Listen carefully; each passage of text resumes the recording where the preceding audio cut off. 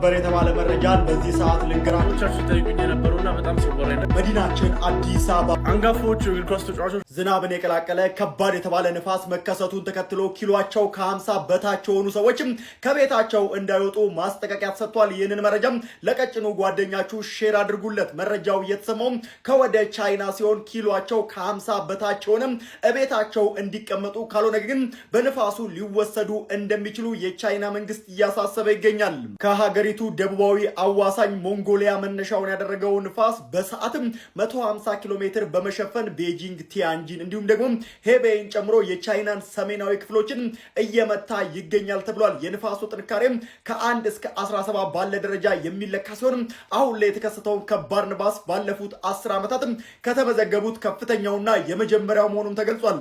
የተከሰተው ከባድ ንፋስ ደረጃ 13 ሲሆን ዝናብ፣ በረዶና ነጎድጓድን የቀላቀለ መሆኑን የቻይና የአየር ትንበያ ኤጀንሲ ጠቁሟል። ይህንን ተከትሎ ታዲያ ዜጎች ማለትም ከ50 ኪሎ በታች የሆኑ እንዳይወጡ ከቤት ተብሏል። ምክንያቱም ንፋሱ ሊወስዳቸው ይችላል የተባለው ጌታቸው ረዳ በመቀጠል የህወሓት ሌላኛው ቁልፍ ሰው በጠቅላይ ሚኒስትር አብይ አህመድ በዛሬው ዕለት ሹመት እንደተሰጣቸው ሰምቷል።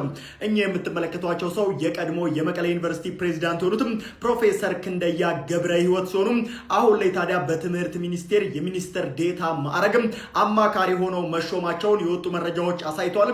በዚህ ሹመት ላይም ሀሳባችሁን ስጡበት። መልካም ቀን